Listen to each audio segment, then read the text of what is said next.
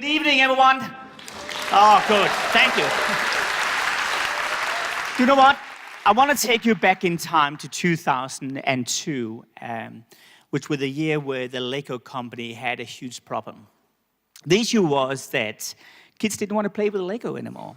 And it was difficult to understand why. So one guy said it must be because of the instant gratification generation. So they changed the size of the Lego bricks back to big, clunky bricks, so you could build a castle in a matter of an hour rather than in half an hour. And what was interesting about this was that Lego thought that was the answer to the problem they had. But in December 2002, the sales dropped. So much so that Lego was close to going bankrupt. That was a year where a small team decided to break out. They moved in with consumers across the world, and they end up in a small place in Germany called Oberkochen, of all places. And there they're sitting on the floor together with a young kid, an 11-year-old boy, and asking this boy, "What are you most proud of?" And the boy is pausing for a second, and then he points at a shelf, at an old, worn-down pair of sneakers, smelly. And of course, the Lego team is completely perplexed. Why does he do that? They take them down, they look at them, and they ask him, "Why do you do it?" And he said, "Well, because I'm the best skater in Oberkochen. And if you're a really good skater, you would know that. You slide down this skateboard at an exact angle, and it creates a certain wear and tear on your shoes. And it's that angle which is a testimony for me to the world that I'm the #1 skater in this town." It was his trophy. And at that second, Lego paused for a second and realized they just listened to a revolution. Why is that? Well, because they went back and realized that if a kid can spend hundreds, if not thousands of hours of playing with Lego, or at least playing with his shoes for the skateboard, why can't they do that with Lego? Why can't they take that idea onto the Lego bricks? So they changed the size of the Lego brick, back to the tiny bricks again. They infused storytelling into the bricks. They even invented the Lego movie 3 years ago, the best-rated movie in the US. And they also infused Harry Potter and Star Wars into the brand. And today, Lego is the #1 toy company in the world. It was ranked recently as being the #1 brand in the world by Brand Finance. And it all began with an old, worn-down pair of sneakers. Lego had a problem. They were overwhelmed by information and thought that all the information meant that everyone else was. And that's true. Let me just ask you guys, how many of you would say that you receive too much information every day? You're completely overwhelmed by it. Raise your hand. Look around. It's scary. Did you know that if you look at the statistics, that in the last year, humans have created 90% of all information ever created by our species? We're completely overwhelmed by it, and companies are as well. We don't know how to communicate with consumers anymore. So we need to go back to the drawing board, because I tend to say that we have a ton of data, but really no information. So back to the drawing board means this. It means we're looking at data completely differently. Today, companies are saying this. They care about the correlation, connecting the dots rather than causation, the reason why, the hypothesis. But what is just about to happen right now is that those two words are swapping around. They should care about the causation, the reason why, then the correlation. What does it mean? Well, the best way to illustrate that is to show you some statistics. So a couple of years ago, a huge study was conducted where a range of really successful companies took all their different data, shared them. And what they learned was that some of these success stories were predicted based on instinct, and some of them based on big data. And what they realized as they did this study was this, that in fact the answer is not big data, unlimited information. It's actually a combination of big data and what I define as small data, seemingly insignificant observations made in our lives. In fact, what the study said was that the most accurate forecast depends on both big and small data. But in our world today, we're completely obsessed with big data, but we've forgotten about the human side. So what does it mean? Well, it means that it takes two to tango. And in many ways, it means we need to have that counterbalance. And how do you get there? Well, I think the best way for me to illustrate that is really to take you back in time to when I started to do this strange work of moving in with consumers. So over the last 10 years, I spent time in more than 2,200 consumers' homes across 77 countries. It's amazing because you live in people's lives and understand how their mindset is across the world. And then you can say, why should you do it? Well, I tend to say that if you want to study animals, don't go to the zoo, go to the Amazon. And one person which really understood that, and which I learned a lot from, was this gentleman, the founder and the owner of IKEA, which I met up with some 18 years ago. I had a meeting in Sweden. The guy had promised me to be in his office. I went to the office and asked for him, and he was not there. I said, well, where is he? He's at his usual place. Where's that? At the cash register. Sure enough, I went down to the store, and there he was sitting, checking every customer out. I said, why do you do that during the break? He said, well, because when I sit here, I look everyone in the eyes. I can see what their hopes are. I can feel the dreams. I can see what's missing and what's not. And this has created the foundation for who we are today. We've forgotten about that. We fundamentally believe we can run consumers through a remote control. And when the battery is flat, we lose contact with them. And that's the problem. Right now it's flat. So the idea is very simple. It is to spend time with people in a way we haven't done before. It is to have that digital-human balance, which I think we've forgotten. And people say to me, how can I move into a home of a couple of people and perhaps have 20 visits, and then we can create a strategy for a brand globally? Well, it's very simple. I went to the doctor here in Switzerland a couple of years ago, and I had a health check. And he didn't take 6 liters of blood from me just to be sure. He took 20, 30 drops, and it was enough to assess if I was healthy or not. And that's my point. But not even that. It happens all around us all the time. Let me just share with you a little video from a secret CCTV camera in one of the largest hardware stores in the United States.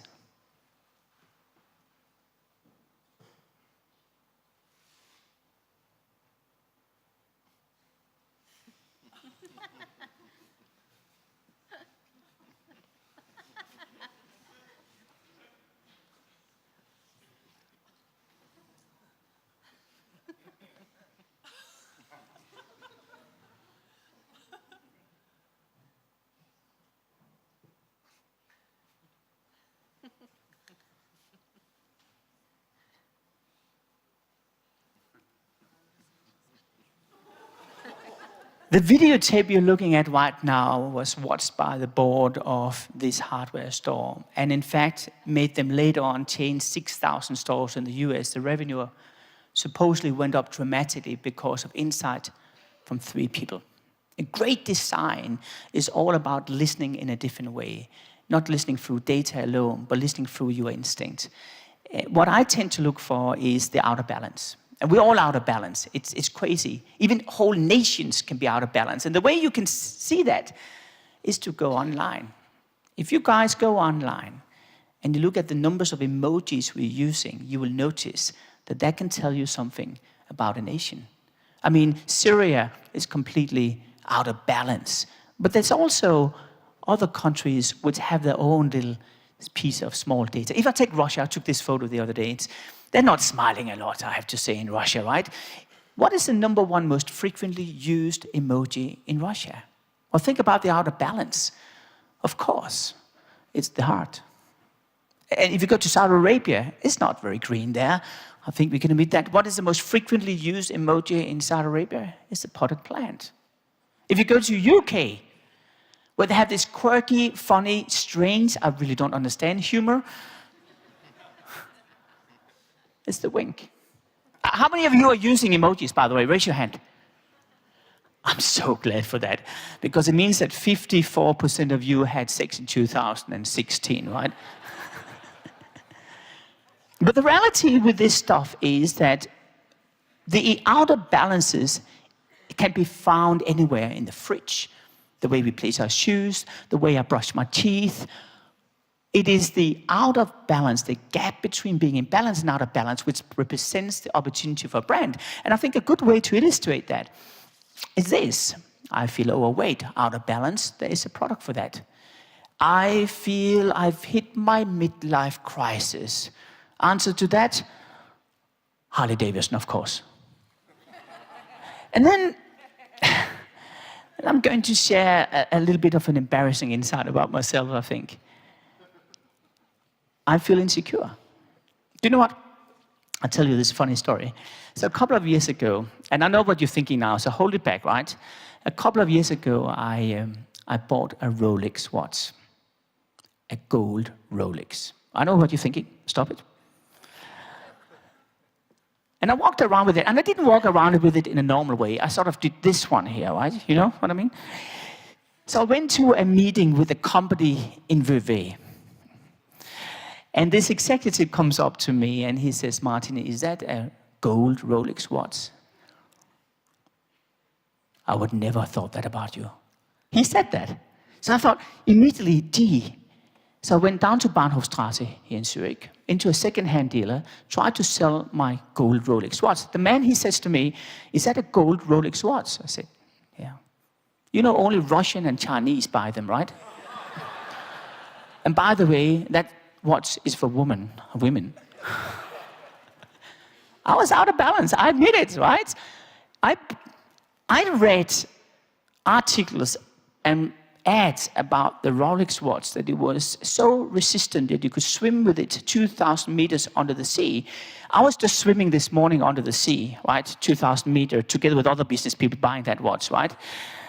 But the reality was, why did I buy it? Because, yes, I made it. That was really the symbol for that brand. I was out of balance. Out of balance comes across in everything. And what's fascinating is, it began in 1996, 1961, the 20th of January. And that was the year or the day, the first time in history where a US president was part of an inauguration not wearing a hat. I was talking to Malcolm Gladwell about it when we were in Zambia together. We discussed why did he not wear a hat and what implication did it have and does it have for us today? Well, can you believe it? That event is the reason why you're behaving the way you do today. How? Very simple. It was the first time where private and work was mixed in one. Later on, the tie disappeared. Private and work was mixed in one. And today, the last nail in the coffin is that. We have a smartphone in our pocket. It is our office in our pocket. There's no difference between work and private anymore. I mean, I do my emails when I wake up in the morning for work. I go to the bathroom. I do my business there, right, in the bathroom. In fact, we did a study in New York City. Listen to this is crazy. It was among kids between 15 and 18 years of age. 1/3 of these boys were on the phone in the shower. And then we do our work on the phone when we have breakfast, the work on our phone on our way to work, and at work we do our private stuff on the phone. So what happens is that we're completely mixing and intertwining things. And so what we're talking about is to find the balance. Now, I come from Scandinavia and half Swede, half Dane. And one of the key things in that society has been to try to find that balance. I think actually there's a huge similarity between Swiss people and Swedes. How? Well, because you escape out in the mountains during the weekend. You escape to counterattack that balance or imbalance we have. Great design, in my opinion, have the right transformation of that. So when you sit in a car, let's say, it can counterbalance that out of balance I have. So what does it mean for us? Well, it means a lot. I took this photo in North Carolina some time ago, and I was sitting around here with my client, and we had this family of mom and dad and 3 daughters sitting there. They were incredibly busy, as you can see. In fact, I think they're still sitting there. And what's interesting is we actually are very rarely present these days. So much so that we change the way we eat and the way we interact with the world. And the best way for me to illustrate that is really to take you back to an experiment conducted in New York City. In fact, it was not an experiment, it was rather an observation taking 10 years, which shows you how we changed. So 10 years ago, when we went into a restaurant, what happened was that we would spend an average of 1 hour and 5 minutes eating. But then something extraordinary happened as a restaurateur was video filming people over 10 years through the local CCTV cameras and started to nail down how people change their behavior in the restaurant. And what they learned was this, that if you fast forward exactly 10 years, the 1 hour and 5 minutes transformed to 1 hour and 55 minutes. We actually spend 50 minutes more eating at a restaurant. Why is that? Well, everyone was surprised to learn because when we walk into the restaurant, the first thing we do is to ask, where's the Wi-Fi? And once we get the Wi-Fi, the password doesn't work. So we have to spend a little bit of time on that. And once we're up running, we'll complain about it's too slow. And then what happens is we get the menu card, and as the menu card arrives, we just have to compare the prices with everyone else. And once we've done that, we get the food arrives. What happens then? We take a photo. And not only that, we share with the whole world, oh my God, I really love this food. But there is one little problem. As we do that, the food, and it sounds crazy now, the food gets cold. So we have to complain about it. And as we complain, it takes another 7 minutes. And then on the way out, this restaurateur was noting that there was an additional 2.5 minutes added to the equation because people were so busy on the phone that they bumped into other people on the phone and had to stop and apologize. And that's 50 minutes. So what has happened with us is that we really, thanks to our phones, are never altogether present and never really completely alone. Let me just try that with you guys. How many of you will admit that you're standing in a bar, restaurant, whatever, you're waiting for someone to show up. The person is late. So what do? You grab your phone, you do something with the phone, anything with the phone so you don't look like a complete loser. Raise your hand. Well, this is the point. But there is 3 consequences of this, which are incredibly scary and fascinating at the same time. 1, we don't see things anymore. We don't pick up on those seemingly insignificant observations in our lives, small data. 2, we don't meet anyone anymore. Oh, yeah, in the cloud, sure. I was sitting with a bartender 2 weeks ago in New York City. There were 6 people sitting at the bar, all of them on the phone. I said to the bartender, why did you join this job? He said, because I want to meet people. He hadn't spoken to one single of these guests except receiving an order that day. But the 3rd reason is scary. We never get bored anymore. When was the last time you guys were bored? Think about it for a second. When was the last time where you had time to reflect on life? It's become the new luxury of tomorrow. Because the space of time was generate the space for creativity. When I meet authors around the world which are telling me that they have an author's block, I always say to them, did it happen at the same time as you start to use your phone? And the answer was yes. And when they put it on shelf just for 1 hour, they had this space of creativity. I'm not saying I'm against the phone. Don't get me wrong. I'm saying, as everything else, it has to be done in moderations rather than extremes. This affects our society in many different ways. People tell me that, for example, New York City is beautiful. I'm sure a lot of you will say, that's a beautiful city. It is awful. When you think about it, there's steam coming out of the road. It smells of cloac and all sorts of funny smells. It's dirty, there's crime, it's busy. But what you see is not New York City. You see a movie in your head playing at the same time, so you see the past. It's fascinating because it was already detected by Walker Paris back in 1975, who said that the Grand Canyon is already pre-formulated by thousands of postcards and tourist guidebooks. It's like we have this little movie running inside our head from the past and from the future. Meaning, in many ways, you could say this, that the present is surrendered to the past and the future, but we're not here right now. So great car design in the future allows you to be present right now. To actually be in contact with your senses. Great creativity is to be awake for the moment rather than outsource it to the cloud or do it at another time when you have more time. And what I mean about all this stuff is very simple. that there is one big problem with all this stuff, and that is that transformation in many ways is about to fade away. Sounds crazy, but it's true. Because when I do wake up in the bed, something strange happens. Be honest now, how many of you would admit that the first thing you touch, sorry for calling your wife or your husband a thing, but the first thing you touch is your phone? Raise your hand. Oh yeah, I know. The alarm clock, right? And then you just check that little email, right? Just check it for 5 minutes, which happens to be half an hour. But the bed is designed for two purposes, right? And that's my point. That what happens is that we now are losing transformation. We never really let go. But what happens with the computer when you don't restart it? When you don't shut it down and reconfigure it? It gets slow. And so does our brains, where we don't go through transformations. Because transformation is not happening when I have the phone all the time, which are bridging one environment to another. Because this is how my life looks like. My life looks like this. It's one big blend thing. So the outer balance we talk about between digital and human is to compensate back for that again. That's what brand has to do, compensate for the outer balances. And that's what is happening.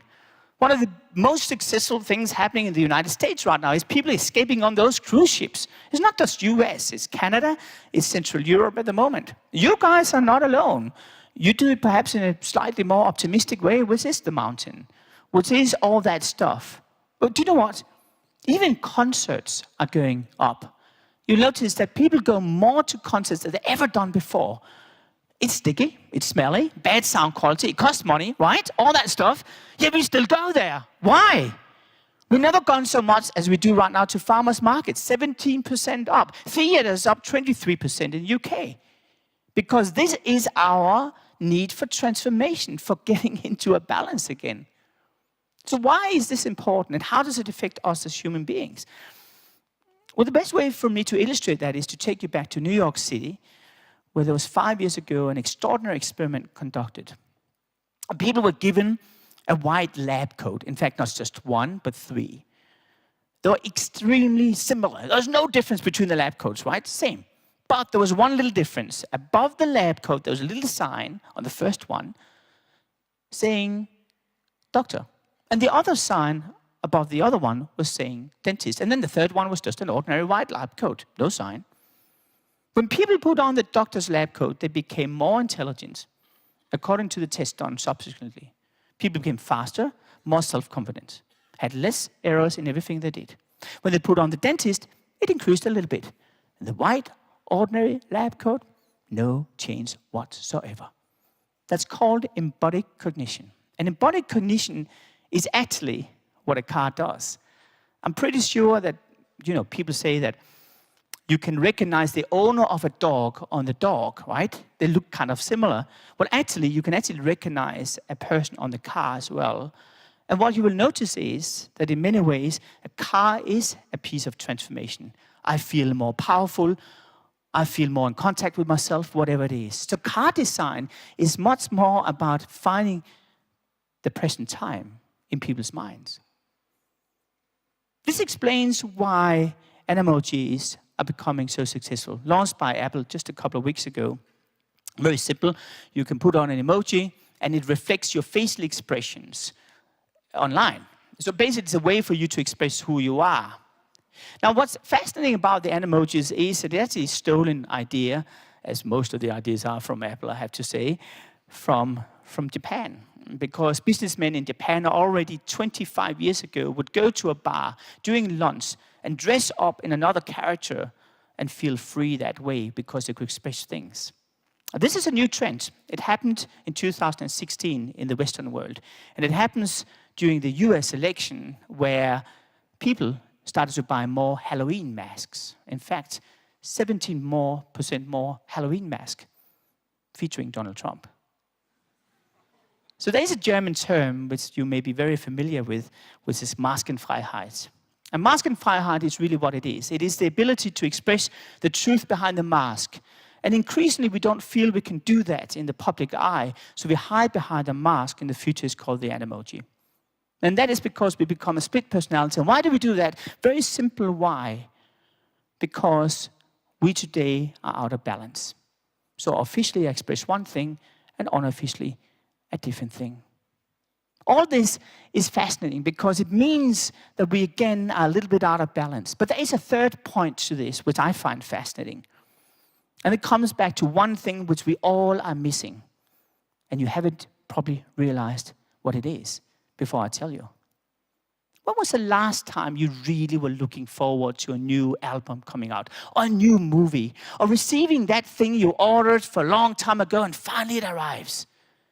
Have you noticed that there's something missing like this? You know, when I was a kid, I was eating my ice cream, right? Do you remember? What was that? You remember that? How many of you liked it? Raise your hand. You're all children inside, right? Yeah. Did you know that we, by the way, have two ages? We have what's called the twin age and the outer age. Outer age is how you are, right? The twin age is our real age. It's how we feel inside. I feel like I'm 15. I'm 47. My dad, he's 82. He feels like he's 15. I said to him, you look like you're 200. Didn't like that one. All of you have an inner age. It's the inner age which counts. When you design cars, you don't design it to the outer age. You design it to the inner age. Because I will never recognize the age I really am. I'll recognize my inner age. And that's the reason why we like that chocolate. Because it's what I call the rosy memories. Is that reward. But companies don't get it. Because technology changed. So now this chocolate is not dripping out anymore. So they cut away the chocolate because of cost reasons. And suddenly the sales went down. Because what's happening in our life is that we believe everyone is rational. But actually, we're very emotional, all of us. Very irrational. Let me just ask you, how many of you would admit that you're sitting at home, watching television, right? You have your remote control. The battery's flat, so you squeeze extra hard to get the last drop of battery. Raise your hand. You see? Is that rational or irrational, right? So it's fascinating. Because it also means in many ways that anticipation, as it's called, it's really incredible valuable asset in everything we do. We just lost it. The study was conducted just recently in Holland. What happened was this, that 2 presents was given to people without them knowing it. The first group was given a present to go on a bicycle holiday in Holland. The second group received exactly the same, but they were told the same day they had to leave. The first group was told 6 weeks in advance, and they had to prepare the entire holiday, plan every detail in minute aspects to just have the perfect holiday. The first group, by the way, those planning, enjoyed it 50% more, approximately, than the one who hadn't planned it. And what the study concluded was that the largest boost in happiness comes from the simple act of dreaming and planning. It is the opposite of the instant gratification generation. It is the joy of what's not here, but which may come. And it comes back to the whole philosophy that Mara was saying in a speech. She said, people will forget what you say, they'll forget what you do, but they will never forget how you make them feel. And is that feeling we've forgotten because we think we're all rational and nothing can be further from the truth. I'm saying this because what we see in is this, that if you have a birthday, we sing to the birthday cake. It increases the flavor with 72%. It is not very rational, but it adds another twist to things. So great design is not necessarily just that things are driving faster or that it uses less fuel in consumption. It is another dimension which we've forgotten and which I feel finally is coming to its fruition today.